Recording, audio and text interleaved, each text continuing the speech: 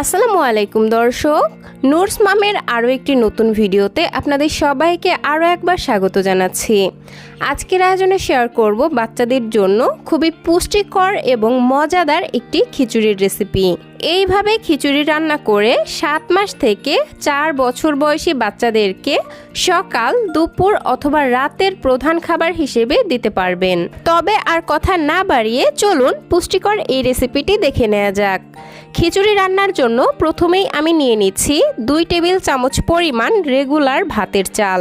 আপনারা বাচ্চাদের চাহিদা বুঝে এখানে চালের পরিমাণ কমিয়ে বাড়িয়ে নিতে পারেন। একই সঙ্গে আরও নিয়ে নিচ্ছি 1 টেবিল চামচ পরিমাণ মুগের ডাল। যে পরিমাণ চাল নেবেন তার অর্ধেক পরিমাণ ডাল নিতে হবে।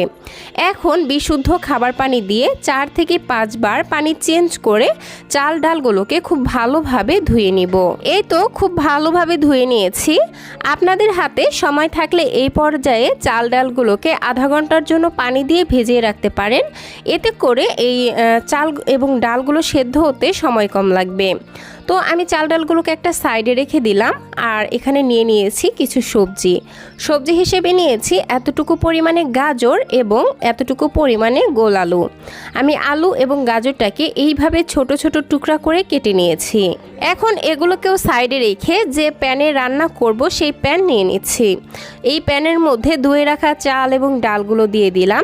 একই সঙ্গে কেটে রাখা সবজিগুলো দিয়ে দিচ্ছি।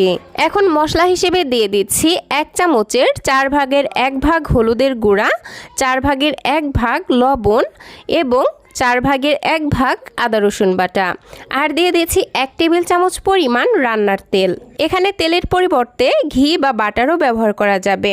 এখন সব কিছু খুব ভালোভাবে মিশিয়ে নিয়ে চুলায় চলে যাচ্ছি। প্যানটাকে চুলায় বসিয়ে দিলাম। এখন চুলার আঁচ একদম লোতে রেখে অনবরত নেড়ে চেড়ে চাল, ডাল এবং সবজিগুলোকে বেশ কিছুক্ষণ ভেজে নিব। ভাজতে ভাজতে যখন চাল, ডাল, সবজির গায়ের পানিটা একদম শুকিয়ে যাবে আর সুন্দর একটি ফ্লেভার বের হবে। দেখতে পাচ্ছেন এই চাল ডালের গায়ের পানিটা কিন্তু খুব ভালোভাবে শুকিয়ে গেছে। এই পর্যায়ে এগুলোকে সেদ্ধ হওয়ার জন্য দিয়ে দিব পরিমাণ মতো বিশুদ্ধ খাবার পানি। আমি এখানে 2 কাপ পরিমাণ পানি দিয়ে দিলাম। আপনারা চাল, ডাল, সবজির পরিমাণ বুঝে পানির পরিমাণ কমিয়ে বাড়িয়ে দিয়ে দিবেন। এখন চুলার আঁচ মিডিয়ামে করে দিচ্ছি আর ঢাকনা দিয়ে ঢেকে রান্না করে নিচ্ছি মোটামুটি 12 থেকে 15 মিনিটের মতো। ফিরে আসলাম 15 মিনিট পর। আর এতক্ষণে আমার সব কিছুই কিন্তু খুব ভালোভাবে সেদ্ধ হয়ে গেছে। আমি একটু চেক করে নিচ্ছি। তো আমার সবজি এবং চাল ডাল খুব ভালোভাবে সেদ্ধ হয়ে গেছে। আর পানির পরিমাণটাও দেখতে পাচ্ছেন শুকিয়ে এরকম অবস্থায় চলে এসেছে। এখন এরকম একটি ম্যাশার দিয়ে আমার বাচ্চার পছন্দ অনুযায়ী খিচুড়িটিকে ম্যাশ করে নিচ্ছি। বাচ্চা যদি খুব ভালোভাবে চিবিয়ে খেতে পারে তাহলে এখানে আর ম্যাশ করার কোনো প্রয়োজন নেই। আর আপনারা খিচুড়ির ঘনত্বটা বাচ্চাদের পছন্দ অনুযায়ী রেখে দিবেন। এই তো আমি দেখিয়ে দিচ্ছি আমি কেমন ম্যাশ করে নিয়েছি। একটু আস্তে আস্তে রয়েছে, একেবারেই মিহি করিনি। এরকম অবস্থায় চুলা থেকে নামিয়ে নিচ্ছি। এই তো খুব সহজেই এবং ঝটপট তৈরি হয়ে গেল বাচ্চাদের জন্য ভীষণ পুষ্টিকর এবং মজাদার একটি খিচুড়ির রেসিপি। এখানে একটা কথা মাথায় রাখতে হবে, 1 বছরের কম বয়সী বাচ্চাদের জন্য এই খিচুড়িতে কোনো ধরনের লবণ ব্যবহার করবেন না।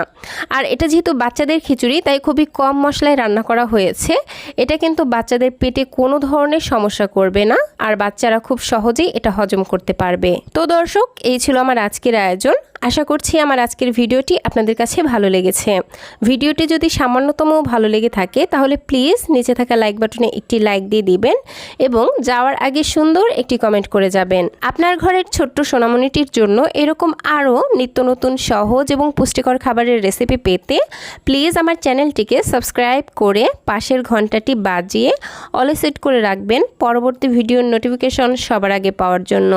আজকের মতো বিদায় নিচ্ছি। সবাই ভালো থাকবেন, সুস্থ থাকবেন। আল্লাহ হাফেজ। আসসালামু আলাইকুম।